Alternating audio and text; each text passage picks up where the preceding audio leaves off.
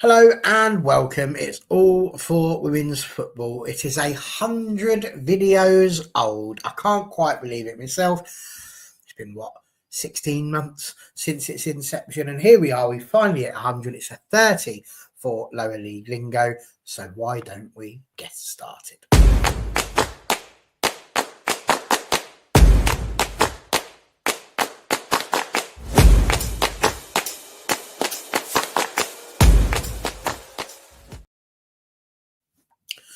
Well, there we go. We have begun 100 down, lots more to go. We are very much looking forward to the future, that's for sure. And good evening to you, buddy. Lovely to see you in the chat. So, lots to look through today. Absolutely loads in the WNL, even though there's precious few matches that have really happened over the course of the last 2 weeks as they have slammed the brakes on in order to elongate the season as long as they possibly can and get it to the end of April. So that's where we are. But there are some really amazing bits, I think, to fill in. And we're looking forward to running through those. We have got 2 relegated clubs, or have we? We will discuss that shortly. But let's say hello to the gang. He's got the same cap as I've got t-shirt, and we didn't pre-plan this, so maybe we need to start putting this in the group chat. Gareth, how are you? Yeah, good, thank you. Random. Just both happened to wear baseball merch and happened to both be the same teams. What are the chances? Yeah, good. I'm glad to be here. Good to chat. Even though there's not huge amounts gone on, there's plenty of stories developing, isn't there? Absolutely that, and there's no accounting for taste, Gareth. So clearly that's where we are. Great minds think alike.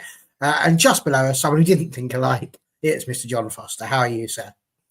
Yeah, I'm good, thank you. I actually thought Gowers was wearing a cap to hide his hair because he needs a haircut or something. I feel like I should have done the same, so I'm completely out the loop on this one.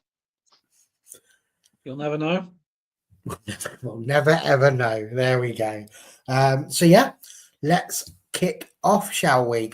As we always do with the Northern Premier. And it won't surprise anybody watching to see that there's really not a lot of change across the league, really. Everybody has played, which is a bonus because not every league has got that happening, but mostly just the one game, with the exception of Halifax, who Gareth is probably feeling quite disappointed, seeing as how they've managed to get 2 wins on the bounce, but they're still down. Yeah, it's tricky, isn't it? You know, the kind of uptick in form has come exactly at the wrong time of the season. It's kind of too little, too late. We say that strange things happen when teams are scrapping for their lives, and I don't think it's particularly strange necessarily the kind of wins they've got. And if they came maybe a month earlier, could they have put something together? Who knows? But yeah, disappointing for seasons for both them and Stourbridge, I think, on the pitch. And yeah, I think when you're getting your first wins in March and April, it's tricky to come to a discussion about whether you deserve to be in division or not. I don't think the league table lies after 20 games. What I will say, the couple of games we have had since we last spoke, um, I think Forest getting that draw against Hull back on the 30th.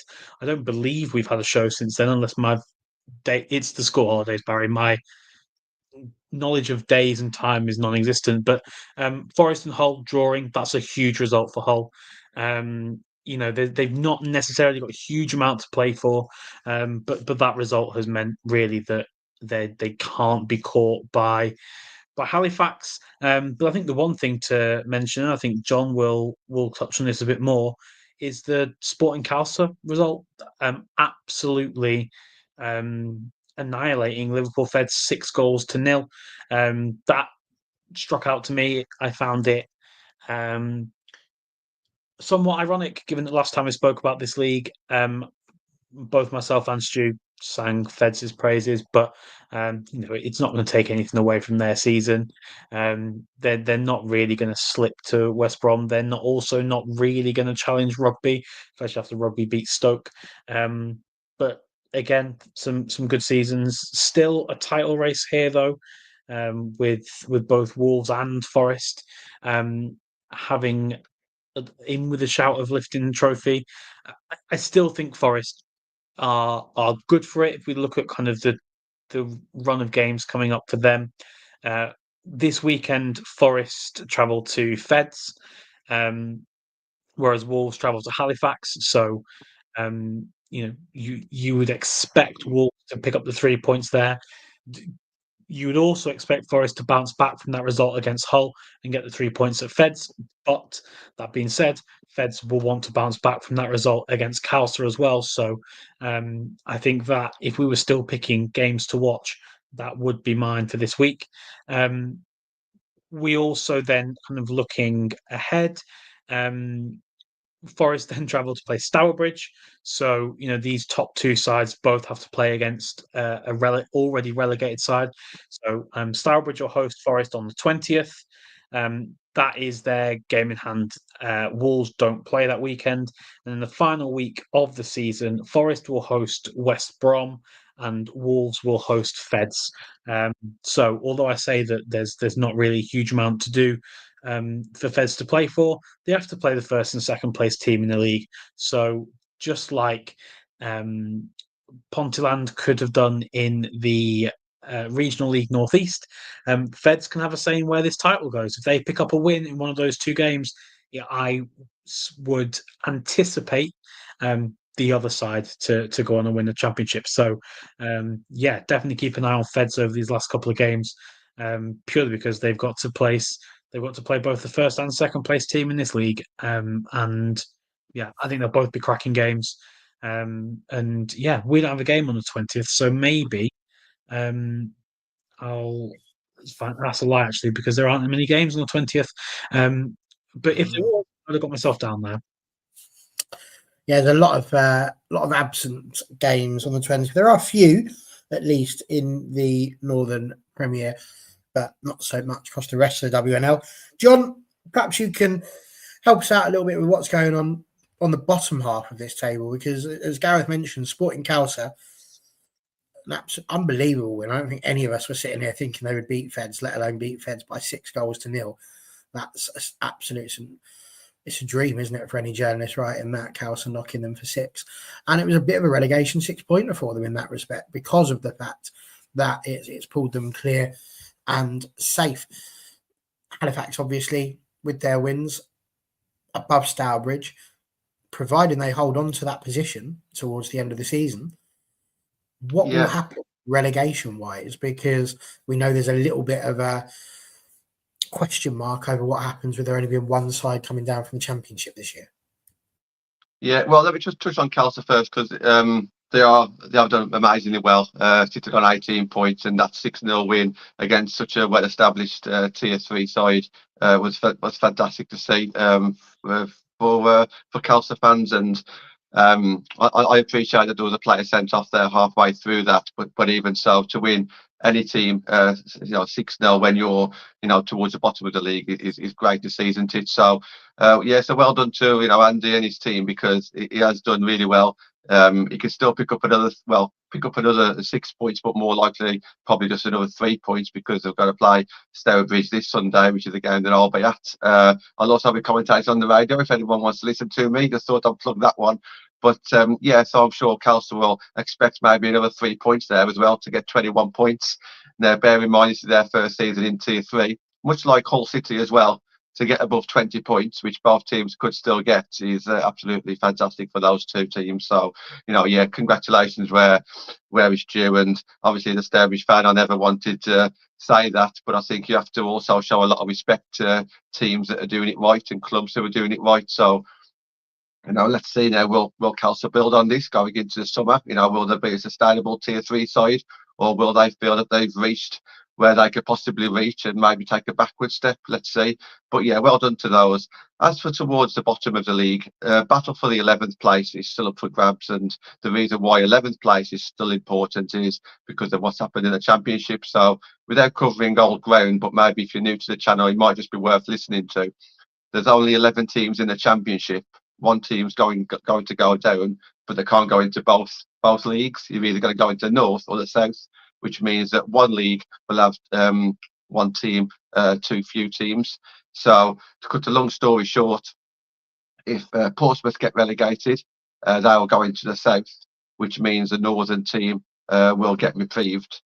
If Blackburn or Sheffield get relegated, then a southern team would get reprieved. So as things stand, Sheffield United are bottom of the championship on 6 points. This would mean either Billericay or Plymouth would likely to be would be reprieved. If Portsmouth get relegated, then as things stand, it will be Halifax that gets saved. So it's still really vitally important that Stourbridge go, really hard against Calcer. They've got a home game against Derby still to come as well. So there's still points up for grabs there. Of course, we mentioned the Forest game, but I think that will be a bit of a promotion party for Forest. But yeah, still lots to get into there. And I'm sure we'll touch on it a little bit more in Tier 3 South, but Cheltenham obviously survived with their win, and it looks like Gwalior will survive as well. So it really is down to Billericay, Plymouth, Halifax and Stourbridge on who could still potentially stay up. It's very interesting. Who do you think will be the side that comes down from the championship? I think looking at the points, so ninth is Blackburn, so they've still got 4 games to play. We were just speaking it before we went on air, so 2 of those games are against Newcastle, but then they do have to play Sheffield away and Portsmouth away. So, Blackburn's still got it in their hands. So I'd probably fancy them to get at least a point, if not 3 or 4. Portsmouth have got Bristol at home and Blackburn at home. So again, both teams will fancy at least maybe 3 points there. And then finally, Sheffield United have got Blackburn, Southampton and Sunderland to play. So looking at it, I do think Blackburn would probably be safe, but because there's a 5-point gap there between Sheffield United and Blackburn. Me personally, I would like to obviously see Portsmouth get relegated, so at least there we stand a chance. I know Gareth is the opposite. He would like to see Sheffield United probably go down. But yeah, I think that this is one of the few times where you can actually play your last game of the season in the National League and still not know if your team's going down, which is still crazy. And before I'm sure Gareth wants to quickly jump in on that, I still think it's crazy as well that National Leagues have announced it to clubs in the National League. The governing bodies have announced it, but not publicly. They've kind of announced it privately to teams and to clubs. I don't even know if it's gone to every club, but I think all the clubs that's potentially affected are aware of it. I know all the independent journalists out there have tweeted it, done videos on it. These are well-established people talking about it, but still no proper announcement about it just yet, which makes me think that there is still another twist to come somewhere that may involve the North. Yeah, I don't know who's going to come down. I probably would, if I had to guess, would say Sheffield United likely to come down. But who knows? Funny things can happen when you're fighting for your life. In the grand scheme of things, don't really have a horse in the race. Obviously, we wouldn't sure getting promoted. If Halifax were to get the reprieve, that's the one that would impact us next season. If Halifax come down, they're likely to be in the same league as us. If they stay up, then they're not. I don't quite know. Then there would I assume, be lateral movement to figure out where the gap for either Cheadle or Middlesbrough will come. But so yeah, I think if Halifax do end up getting reprieved, that would impact us in a roundabout way next season, but not hugely. What I do want to say as well, John, is you have managed to upset the people of Bristol today by referring to Bristol City as just Bristol. So congratulations for that. Yeah, you've upset.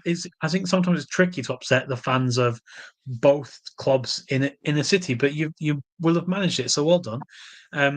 Yeah, it's an interesting thing, isn't it? And I think ultimately what we really want, I mean, the Reading situation is kind of not unprecedented at that level, but unusual at that level. But it's absolutely something that is prevalent throughout the pyramid.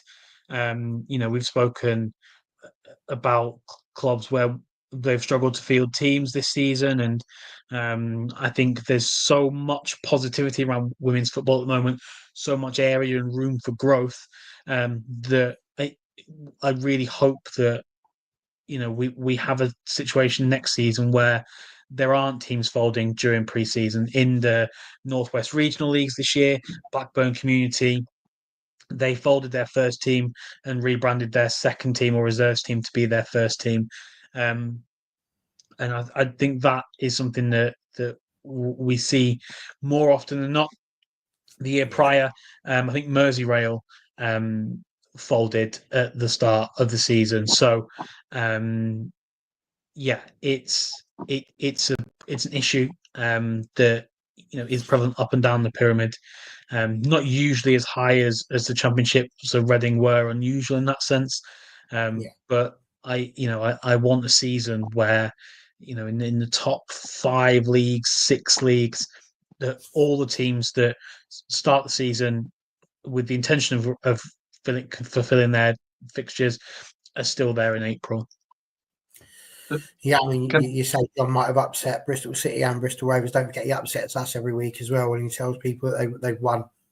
You win Halifax. Win Derby won Calcer. Yeah. I'm never going to change that. And I think I might also upset Bristol City because I'm sure they're in the final against Cheltenham. So we all know who I'll be supporting there. So I might upset Bristol City even more towards the end of the season. But no, apologies if anyone found offence to that. But also, I would also say you spoke about lateral movement there as well, Gareth. Halifax obviously announced they was having a new manager at the end of this season going into next season, and that was when Halifax was only on 1 point. And it does make you think, are they already preparing for the league below? Potentially Stourbridge may be doing the same. What happens if neither team wants a reprieve? I don't know if that's going to be the case, of course, but if that is the case, then you may get the most southern team go up into the north and throw it all out the water there, and both Halifax and Stourbridge do go down, and then Cheltenham would obviously end up in the north. Then you'd have all the Cheltenham players who are based down south have to travel up to Hull and Liverpool Fens and the rest of them. So I don't think that's going to be the case. I think I might have heard about that by now if that was the case. However, you just never know. It's a tricky one, isn't it? Because actually when you start having this sort of conversation, you then start wondering if, like these conversations about the expansion of the football leagues and those sorts of things, if we're really in a place where we can afford to do that too much lower down the pyramid. I mean, you do kind of need to block fill the top few. I mean, you call it a pyramid, but it's actually the top that needs to be almost the most stable in order for it to work correctly and allow for the promotion and relegation to happen. So it is very interesting. It really does open that old can of worms again, which I don't think will open right now. But we'll perhaps keep those in the cupboard ready for a rainy day. But certainly it makes us think about that conversation. So, yeah, there we go. That is the Northern Premier. And as we said, lots going on there. Massive news for Halifax and Stourbridge. But, yeah, Sporting Council there, that is a biggie to have got the win that they did. When you get to the Southern Premier, it's all down the bottom again as well. But fear ye not, there's a few stories going on elsewhere. Now, there were 6 teams that have not seen action over the last couple of weeks. Most of them, well, half and half actually, in the top half and in the bottom half. Ipswich did play 2 games, and we've been speaking a lot about how Ipswich had games in hand and could potentially have the title won. As it stands, they don't. There's 2 games remaining, unless you're Lewis and Cheltenham, in which case you've only got the 1 left. And Gwalia, little old Gwalia, sat down there in 9th. Did some great work in terms of trying to get themselves to that position. They were due to face Ipswich. They did lose 2-0, but Watford had no such trouble and beat them 1-0. So Ipswich are currently at the top, 3 points clear. but they need 4 points from the next 2 games to be absolutely certain of the title if hashtag win theirs as well. So that's the main things happening up there. Watford also had a draw with AFC Wimbledon down there in 7th, which was the only real match happened there. But Cheltenham, as John mentioned, had a good win against Lewes 2-0. That has effectively saved them as well. So Gwalia are, to all intents and purposes, safe. However, you do have to preface that with the fact that if Plymouth can win both of their final games and do so with a decent enough goal difference, and Gwalia lose theirs by a reasonable enough goal difference as well, it would need an 18-goal swing. But stranger things have happened, especially when you consider some of the scorelines that we see. So those are the games that have happened. The County Cup has also been taking place. Billericay lost to Chatham. So poor old Billericay down there in 10th, losing to Chatham, which is a Division 1 South East side. So a little bit of an argument there. Is that perhaps where Billericay are heading? It could happen, as you can see down there with Plymouth at the bottom. But nonetheless, they're out. Chatham will go to face Dartford in the final, which is, again, quite a cool thing because they have played each other before a couple of times, and even more exciting for Dartford and Chatham is the fact they both won it twice. So whoever wins it this time around will obviously have won it 3 times, but they won't be as good as Gillingham, who've managed to win it 6. So a few bits and pieces to look at there. We're thinking about a little County Cup show moving forward as well, perhaps during the break, so have a little bit of a conversation as to who the best teams in the counties are. So that's something that we will be looking to hold on to there. But yeah, big stuff in that final that is coming up. It was the 2022 final where they played last time, and that was 3-0 to Chatham. So what will happen this time? I don't know. Exeter and Plymouth. Now, if you try looking on the Devon full-time website, there's a lot of competitions, but they don't like telling you about their history. So you feel a little bit like an interloper into their world. But we can tell you, thanks to the joys of Twitter, that Exeter have won their County Cup 3 times in a row now after demolishing Plymouth by 6-0. So 3rd place played 11th place, and it was indeed 3 being the magic number for them as well. So County Cups, big things happening there in the Southern Premier. Whether Chatham will win against Dartford or not is another matter altogether. They are both doing quite well in their respective leagues. You would expect Chatham to win, but Dartford doing very well in the London and South East. That's tier 5. So you'd expect Chatham to get the win, but you just never know. Stranger things have happened. Now, what have we got coming up? Well, tomorrow, Billericay have another chance as they get to play hashtag. But, you know, I'm not holding out too much hope for them, I've got to be honest. So yeah, that's a big one coming up tomorrow. And we also have the plate final, which I'm sure that John might be able to tell us a little bit more about, as AFC Bournemouth will take on Cheltenham in that. But as far as looking ahead to the Southern Premier games that we've got coming up, big ones, MK Dons will have to face Ipswich. You would think that is where Ipswich are going to get their 3 points, but to be fair, I did think that as well against Watford, and it didn't happen there. So Ipswich had a couple of losses. Who knows whether or not they'll manage that there. Hashtag, bless them, doing quite well up there. They've got to play Exeter, and they will need to win that if they are to harbour any hopes of trying to catch Ipswich. Plymouth will face Wimbledon, which is vital for them, while Billericay will have to play Oxford United. And as I said, Gwalia are not mathematically out of it, but if they can get something out of the game against Watford, or if Plymouth don't, then that will be safety confirmed. John is quite correct. On the 15th, Cheltenham will be in a final as well against the Bristol City Academy in the Gloucester Cup final.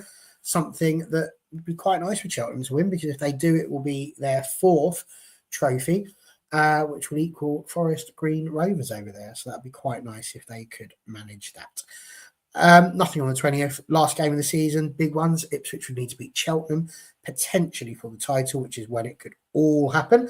But of course, if they had a little bit of a implosion, then Oxford will be facing # Exeter will be facing Watford, which, again, Exeter very much on the outskirts of this, so unlikely to be involved in the title race. Gwalia will face Plymouth if indeed there are still problems down there, so that is a good chance for Plymouth to get some points, while Billericay will have to play Wimbledon, so it's not very easy for them to try and stay out of the reach of Plymouth, who will also have to face Gwalia on the last day of the season. So some huge things, I think, going on around there. But John, what say you? Tell us a little bit about what you're thinking, especially around Cheltenham there.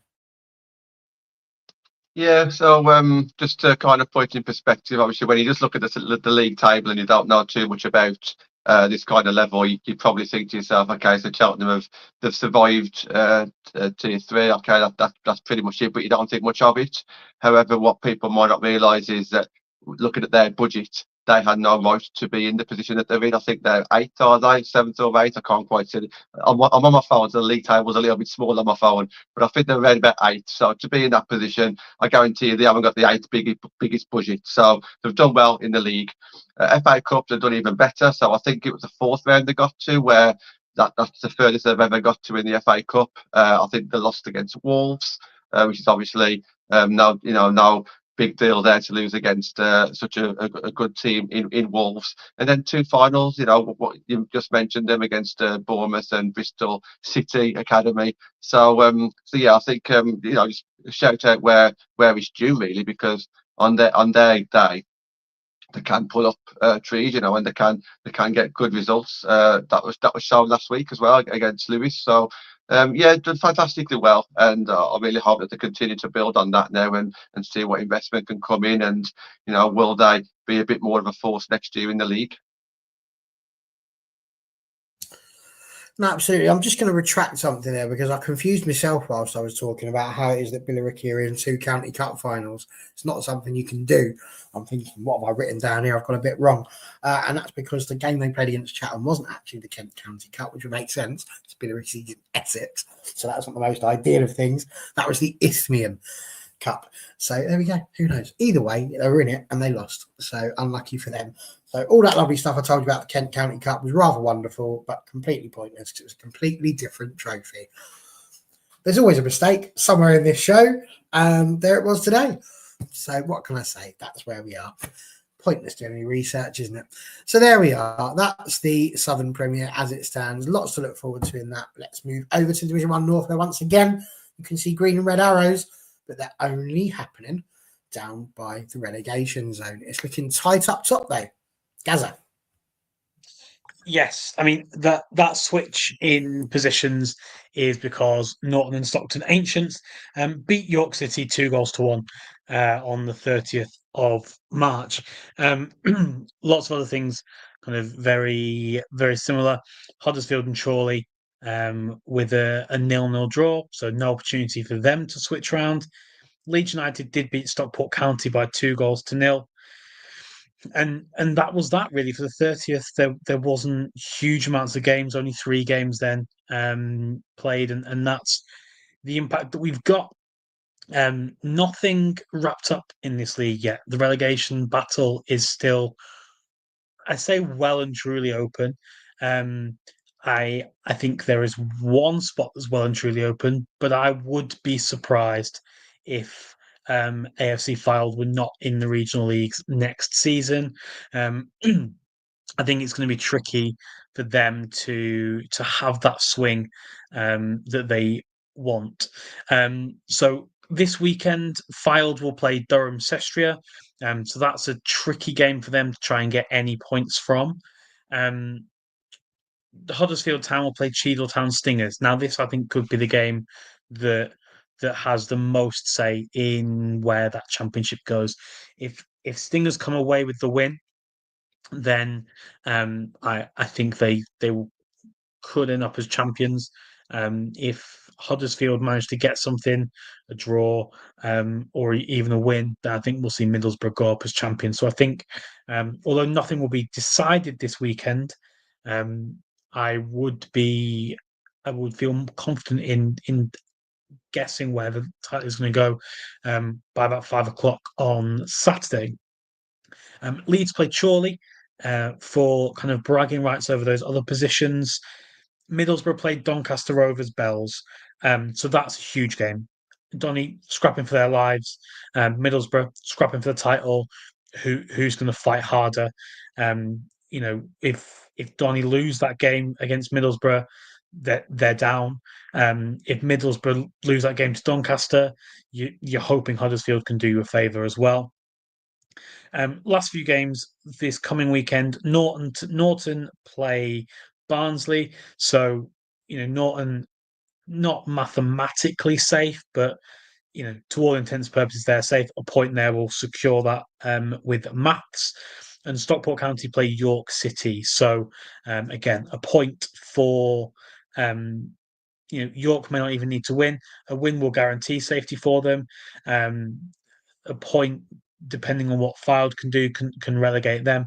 So lots of permutations. All of the games coming up this weekend. Just looking slightly into the future, there are no games on Easter Sunday at all. So 20th is a totally free weekend. But the last games of the season, Barnsley will host Middlesbrough. So that you would expect, or I would expect Borough to get something from that. Barnsley at that point, nothing really to play for. Stingers host Fylde. And this is why I think Fylde are in a tricky position to stay up now. I just can't see, whilst there's any potential possibility of Stingers winning the league, and even if they lose this weekend against Huddersfield, they'll go into that Fylde game with a mathematical chance of being able to win it because they just rely on Barnsley to get something. I can't see that. I can't see them losing that game. So yeah, I think Fylde are done, and then Donny Bells play Huddersfield as well that day. So yeah, whilst nothing is mathematically confirmed down the bottom end of that table, I would be surprised if it's not Doncaster and Fylde. If it's not Doncaster and Fylde going down, then one of them has had a fantastic performance. It means that Donny have either beaten, will have got something from both Middlesbrough and Huddersfield. And when you've only won 3 games in the season, to have to go and beat the second and fourth place teams in back-to-back weeks is tricky. They do have the better goal difference though, so 4 points currently will be enough for them to stay up, providing that York don't go and gain any more. But yeah, still lots to play for. I've said all along that this has been a fantastic league to follow, and I think that the title is guaranteed to go to the final game of the season. And relegation has come down to the final 2 games before anything is mathematically decided. So yeah, fantastic game. One that's been super interesting to follow as a neutral all season, and yeah, personally can't wait to be in the mixer with this league next year.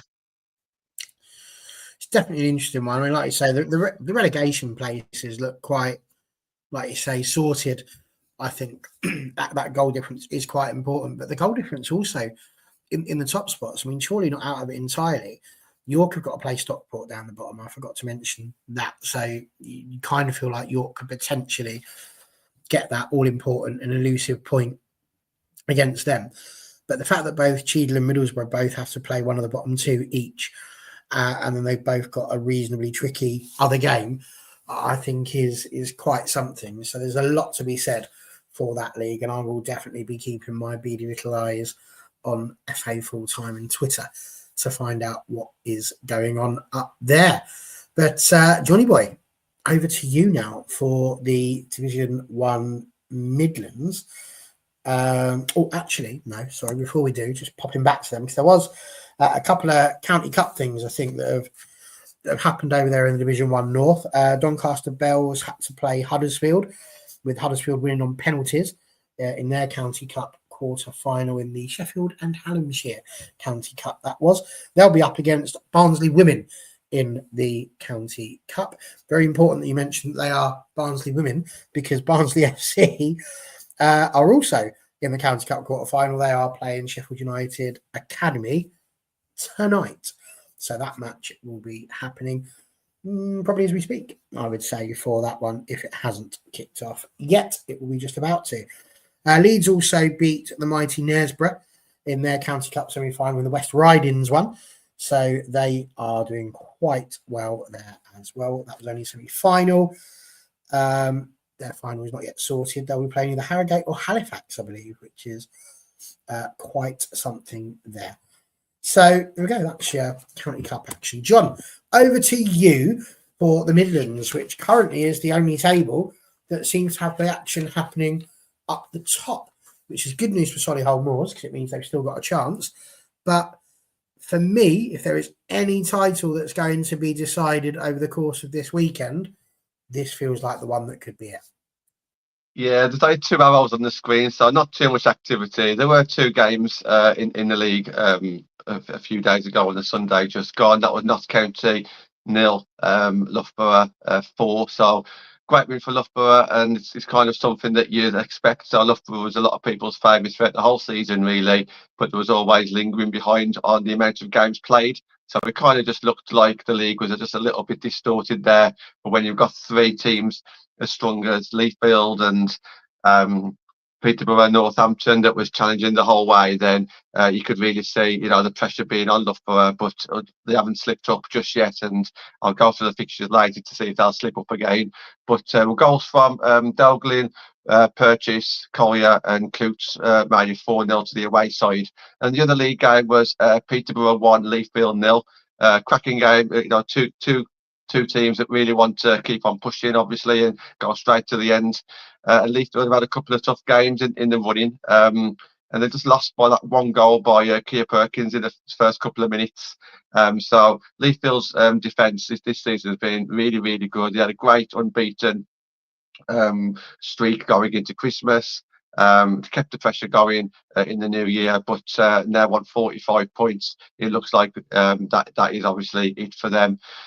Just regarding the league table, so you've got Loughborough played 20, so they've played a game less than Peterborough, who are 1 position below them. So Loughborough's on 54 points, Peterborough on 50, Northampton on 48, and Leithfield on 45.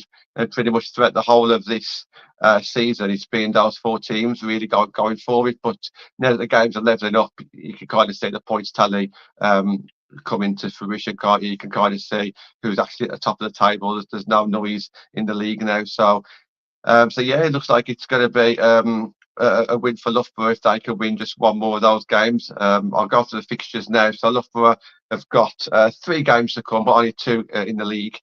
Sutton away and Bournemouth at home, and a County Cup game to fit in as well against Leicester Academy. Rest of the teams, so just regarding the top 4, we got Peterborough against Northampton, which is a County Cup game, and then they play Northampton again away on the final game of the season on the 27th. Then you got Northampton against Moors, which is an away game for them. They play Peterborough in the County Cup, and then they got Peterborough at home on the 27th. And then finally, Leithfield have just got that 1 more game to play, which is on the 27th against Sutton. So you can definitely see, Leithfield picking up some points and Loughborough. But the 2 middle teams there, Peterborough and Northampton, having to play each other in cups and in the league, will be a bit of a grudge game there, I'm sure. And Loughborough, like I say, against Leicester in the County Cup. Other County Cup ones to look forward to in the Midlands, I believe you've got Stoke against Calcer and Albion against Rugby, I think, is it? So yeah, still some County Cup games, obviously still to play, some finals still to play. Down towards the bottom, not quite sold up just yet. So Worcester City have got Barnsley women away, Lincoln City at home. I'd rather have those fixtures than Solihull Moors, unfortunately. Solihull Moors have got Northampton at home and Notts County away. So if you're a Worcester fan, you'd be looking at that thinking, okay, we've got a good chance of survival there. And I'm just going to shout out 1 player who we probably haven't mentioned, or I haven't probably mentioned that much on this show, apart from maybe when I've gone through a few goals. She plays for Northampton, Jade Bell. So she's got 33 goals this season, golden boot, potentially a golden boot winner there. Looks very likely to be a golden boot winner. And she's also got the most opposition player of the season, player of the match awards as well, with 9. So shout out to Jane Bell, who's looking very strong for Northampton as well. No, for sure. Not like you say, just the 2 games. A shame for Leafield there, because they were, as you say, up there battling and fighting, but their last 2 games have let them down. It was tough against Loughborough and Peterborough, so they didn't disgrace themselves at all up there at the top. But unfortunately, Loughborough and Peterborough a little bit too strong for them, and ultimately Loughborough too strong for Peterborough as well there, because there is no way for Peterborough to jump over them. It's a bridge too far. They can't get 4 points for a win, no matter how hard they try. So that will be that for them. But the Northampton one's interesting, because you would imagine they're going to beat Solihull. And of course, Solihull must win that. If Solihull don't beat, or at least get a point, but they must get something from this game. Northampton equally know that they have to get something as well, but they don't know what's going to be happening at the Sutton against Loughborough game, which is absolutely mad. You would imagine Loughborough being unbeaten this season. It feels just highly unlikely that they won't get at least the point that they require. I would be tempted, I don't know about you boys, but I'd be tempted to just put all of 11 of them just stand on the line, park the bus and just go, you can't score past us. Easy peasy. Just keep hoofing the ball there. Guaranteed point. That's it. Up we go. Easy peasy. But who knows? That's up to them to work out how they do it. But I do feel like we are going to be tweeting about a Loughborough Lightning win, if we're honest, because it's been that sort of season for them. But whether or not we'll be saying that Solihull go down is, well, a different question altogether, and they'll perhaps be ruining their dot points. Right, Division 1 South East. And again, just the 2 arrows right in the middle of the field here, though. So not really bothering either end. And not a huge amount to play for in this division. The 2 teams that are likely to be relegated are Chosen and Down, which is, of course, Ashford Town and London Seaward. Bit of a nightmare for them. Not sure which one will go into which league as yet, whether it will be the Eastern region or whether it will be the London and South East, or quite how that's going to work. They could end up going both into the same league, with other teams moving sideways if need be, which is the joy of the regional leagues. We know that Barking have played in the Eastern regions. There is the opportunity for them to come back, but Ashford Town and London Seaward are reasonably local in that respect as well. So I think it's as broad as it is long, when you consider you've also got teams like Enfield around. So sort of the northish to London sides do end up in the Eastern region quite regularly as well. So very intriguing to see who will come down from there, and obviously who will be replacing them in both of the tier 5s. So very intrigued with that, but they are gone. It's up the top that really matters.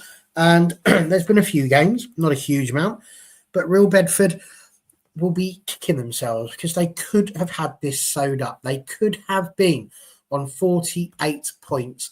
They could have been champions. They're not yet.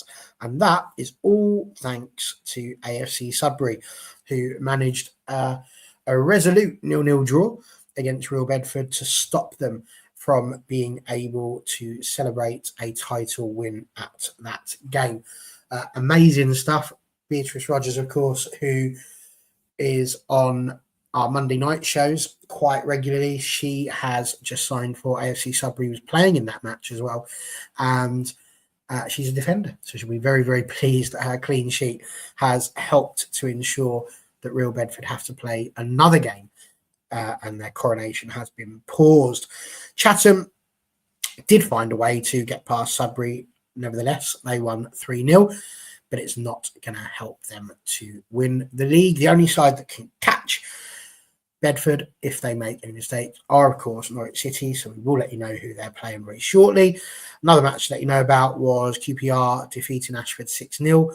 which has kind of been the story of their life. And I suppose really the only interesting thing to look at the bottom two there now is going to be which one's going to have the worst goal difference by the time the end comes.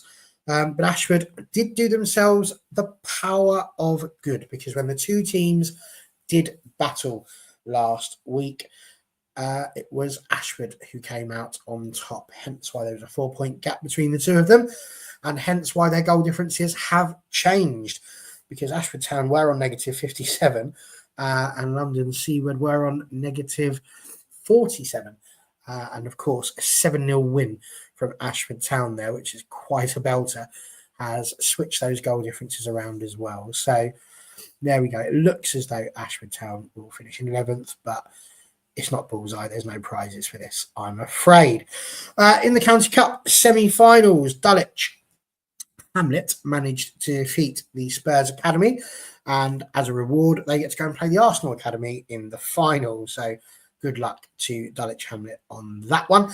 We spoke about Chatham defeating Billericay in the Isthmian Cup, not the County Cup, but there is a County Cup semi-final being played right now, at least there should be, providing it hasn't been postponed, and that is Wroxham against Norwich. The winner of that will go on to face Mulbarton Wanderers. Now, just so that we're aware here, Norwich, of course, are a Division 1 South East side. Wroxham are a Tier 5 Eastern Region side. And Mulbarton Wanderers are a Tier 6 Eastern Region Division 1 side who have been fighting to not get relegated. So you would fancy whoever wins this game will be the ones to go on and win that County Cup as well. With regards to here, what is going to happen? Well, only a few matches to look out for. Actonians will host Norwich this weekend, and Norwich must win. If they don't, there is no chance of them catching Bedford. But Real Bedford have got one match to play this weekend, because that's how it works. If you were Real Bedford boys, who would you like to be playing? London Seaward. Absolutely, and that's the one they've got. So if Real Bedford don't win the league this weekend, I will be back here in 2 weeks' time eating humble pie, because I cannot see a world where Real Bedford don't get a win against a London Seaward side that have just had sea legs, I'm afraid, in this division. But if somehow Seaward do manage to find dry ground and make it last a little bit longer, then Real Bedford will have to go away to Dulwich Hamlet, which will annoy them, because I think they'd much rather win the league in front of their own fans, which they could do, like I say, this weekend on the last game of the season. They'll go away to Dulwich. Norwich would have to face QPR. And so, again, very possible for Norwich to get 6 out of 6 as well, but tough games. And then, of course, the County Cup, which, as we now know, is not the County Cup, is the Isthmian Cup final, is Chatham against Dartford, and that's a big thing for Chatham to look forward to, seeing as how their title dreams have gone up in smoke. So that's the Division 1 South East. That's where we stand with that, which leaves us with one division left to go, and it's one that we've looked at quite a lot. Boys, I'm going to get you to get involved a little bit on this one. I will just let you know that coming up on the 13th, there are some games to be played, which are quite important. We've mentioned Bournemouth going up against Cheltenham in the plate final, but Swindon also play the mighty Purton in the County Cup final for Wiltshire. So that's going to be happening there. A few results to throw out for you. Bournemouth had a draw, so they had their first points dropped against Swindon, the mighty Swindon, place of my birth, but they did also manage to win 2 other games, beating Southampton women 7-0 and Worthing 5-2. So they're clearly trying their hardest, or seem to be trying their hardest, to get to a plus 100 goal difference, but whether or not they'll get 11 against Portishead remains to be seen. But is it against the realms of possibility? Not for this Bournemouth side, I would wager. Bristol Rovers, to give them their full name, I noticed that John didn't have any trouble differentiating between the Lincoln clubs. But in Bristol Rovers, they managed to beat Keynsham 1-0 and Portishead 2-1. Bridgewater drew with Abingdon 1-1, which was good news for Abingdon, which it pulls them a little bit further away.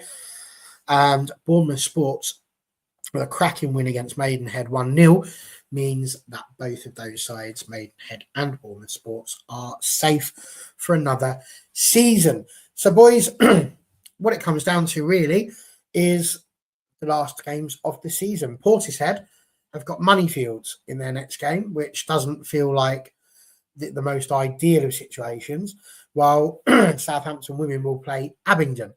So all of that clearly points towards Southampton women losing to Abingdon, Portishead losing to Moneyfield, and therefore that being the bottom two. But I suppose really what I'm asking is, can you see a world where Moneyfield's just sort of go, we've pretty much finished second now, there's not much to worry about, and that the players have not on purpose, but sort of mentally checked out because they don't have anything that they're fighting for? Portishead obviously do. Could that be the place where we see a little bit of an upset? In which case, if it did, then Portishead would then have the, like I say, easy job of beating AFC Bournemouth in order to stay up. So, I mean, it's going to be Portishead to go down, isn't it, boys?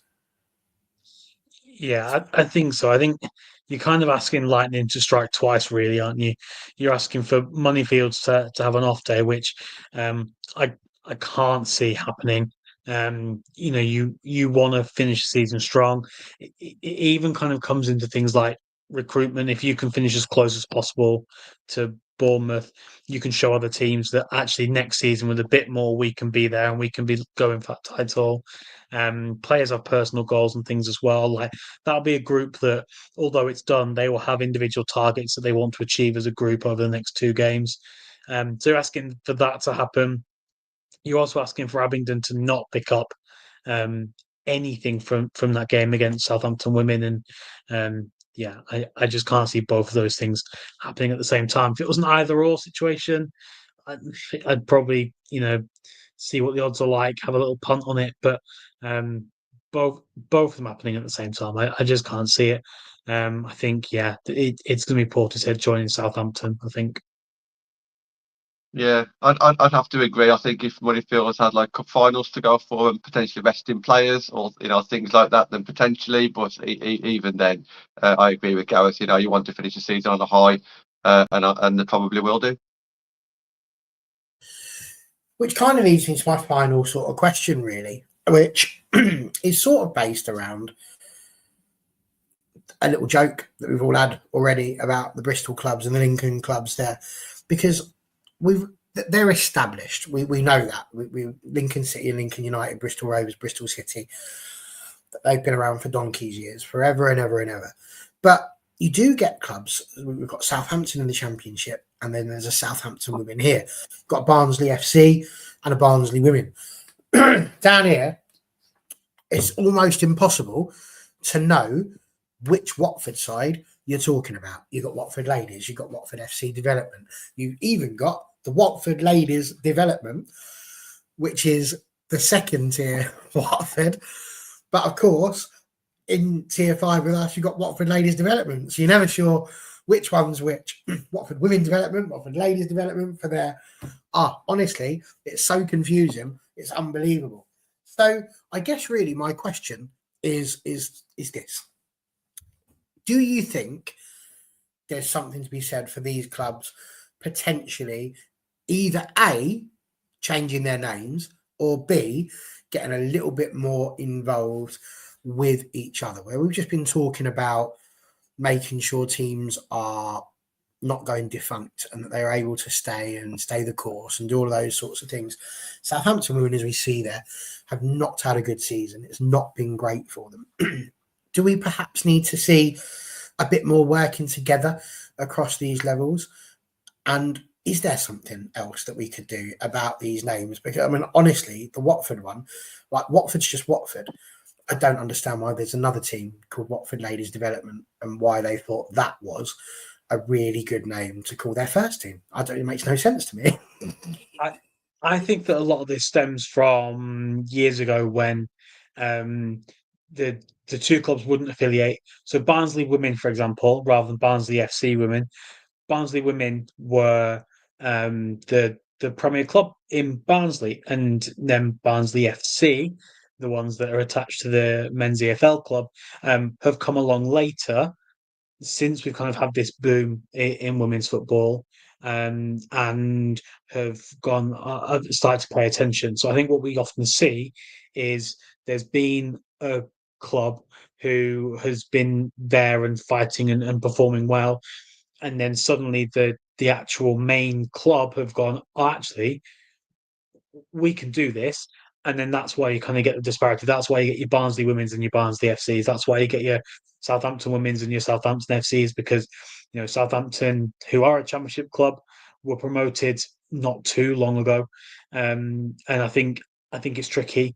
I think what you also see shortly is there's going to be two Wigan Athletic sides, because normal Wigan Athletic, as in the non-EFL club, had been there for a long time. And it was only this season just gone, so last summer, the actual Wigan Athletic that play at the Brick Community Stadium decided they wanted a women's team as well.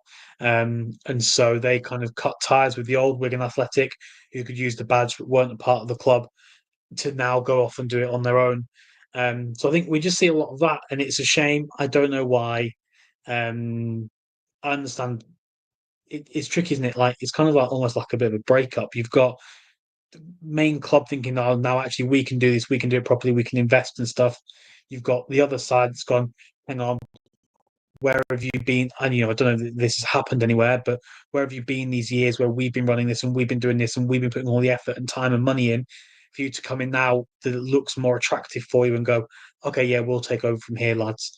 It seems kind of tricky. I think, yeah, naming is tough, isn't it? Gwalia United last season were Cardiff, but there was Cardiff in the WNL, but then also Cardiff City that play in the Welsh Premier League, and win that and qualify for the Champions League. So Gwalia United changed their name, and now kind of stand on their own as Gwalia, rather than there being two Cardiff teams, one that play in Wales, one that play in England, making life difficult. So yeah, I guess some name changes would make life easier, but then I also understand the clubs going, "Hang on, we've been this name since we formed, so why would we change it and lose that whole brand identity that we've built up over time?" It's tricky. I don't think there's an easy solution, but it is confusing when you talk about Barnsley in the Northern Division One I was and going to say, Barnsley in have the you got Midlands a brand Division. identity? I mean, do you go along with that, John? Have you got a brand identity if your whole brand is that we're Barnsley Women or we're Barnsley FC? Like, is that a massive, like, surely it's the badge. Like, the names, surely you can change the names a little bit. Teams do it all the time. But We had Gwalia just now in Hellister were totally rebranded, didn't they? well, yeah, they've I, changed the I think badge. it can work in your interest if you're like, say for example, a Cov United, that had like a bit of bad press because things weren't working out, and you want to have a bit of a rebrand. Then obviously it's not a bad thing to change your name. Sometimes it's the opposite, isn't it? You want to be associated with a bigger name in football, like Halifax, that went from, was it Brickhouse, was it, to Halifax. So obviously changing your name, it can work out. So did you want to come in there, Bobby? It's just what I'm getting at, though. I'm not suggesting that all of a sudden, I don't know, that instead of Watford Ladies Development not being Watford Ladies Development anymore, they changed themselves and now all of a sudden, the yellow team. I'm not suggesting they completely changed their name, but like, nobody gets confused between Bristol Rovers and Bristol City. Nobody. Because you call them Rovers or City. Nobody gets confused between Lincoln City and Lincoln United because you call them City or United. Could they not just add something into their name that makes it a little bit easier, rather than Barnsley FC, Barnsley Women, Watford Ladies Development, Watford Women Development? Like, is there not something there that Watford Town, Watford City, the best Watford, whatever it is they want to put in? I don't know, but is there not just a word that would make it so much easier to differentiate? Because the one thing I find, I love going around and getting the history of all of these teams, but even doing things like the county cups. Like when I sat and looked through the Kent County Cup, you've got Aylesford FC were runners up 3 times. Then you've also got Aylesford Ladies First. So you don't know if that's Aylesford FC and they change their names later on. It's really difficult. And like Wroxham, when you're trying to find their history, when I was doing my previews for the Stevenage game against Wroxham, they just go off a cliff. You can't find them. It's like, where's Wroxham gone? They were there and now they're not. And it's only if you can find someone who's got the time to talk to you or who will respond to messages that you send them, but then they go, oh, yeah, you won't find us on full-time prior to that year because we were ACL United. ACL, ACLE. What's that got to do with Wroxham? How am I supposed to guess that? Acorn. That's Acorn. Oh, whatever it is. ACL, Acorn, whatever they are. It was really difficult. And so actually, if you don't know these things, it's quite difficult to try and find them. So I wouldn't advocate for these, like you telling me about Gwalior and Cardiff. I wouldn't have known that at all. So, you know, it can be quite tricky. So is it that, or do we need perhaps more clubs to put their histories on their websites and things so that it becomes a bit clearer as to who they were and what their names have been? Because nobody isn't aware that Man United were once Newton Heath, for example, John. Yeah, I think that sorry. Yeah, I just think that it needs to be more exposure on the websites anyway, to be honest. I mean, there's lots of teams in National League and Tier 5 and definitely in Tier 6 where there's hardly any information on the website for the women's section anyway. You know, you might get the manager's name, you may even get a squad list, but whether or not you've got a squad with the photos on and anything about the players. So, you know, absolutely, there's a long way to go there. And just discussing about your first point, Barry, about whether or not some of these teams should kind of join forces. I think what that would do is obviously there's a pro and a con there. The con would be you're missing that local rivalry, aren't you? And I'm sure the fans wouldn't want to combine with fans that they've probably been playing against for several years. However, you know, ground sharing and for the budget, you know, eventually they'll probably get left behind, won't they? So, you know, they might be forced to, in some capacity, or again change name because some teams will fall behind, won't they? Especially if you're in an area where there's lots of teams within a 10-15 mile radius, you know, they probably will fall behind, won't they? No, absolutely, definitely. Well, there we are. That's been a very good hour, well spent in each other's company once again. Next week, we are going to be back looking at Tier 5 and what has happened over the last 2 weeks, as it will be from that point. And the week after, hopefully we'll be better placed to start having a little look and seeing what the leagues might actually be looking like as we move into next season. So we will have a little bit of a look on that. And then obviously the week after that, it'll be gone the 27th. So we'll have had our final days of the seasons and we'll be able to review properly what's gone on in the WNL. And then we'll be very close to the end of the Tier 5 season as well. And when that happens, God knows what we'll do, because there's no football to talk about. There's no international windows. There's no lower league World Cup, but we'll find something to entertain ourselves. We managed it for 100 shows. I'm sure we can manage it for a bit longer. Boys, thank you very much for your time as ever. And we will see you all next week. Ta-da. Thank you.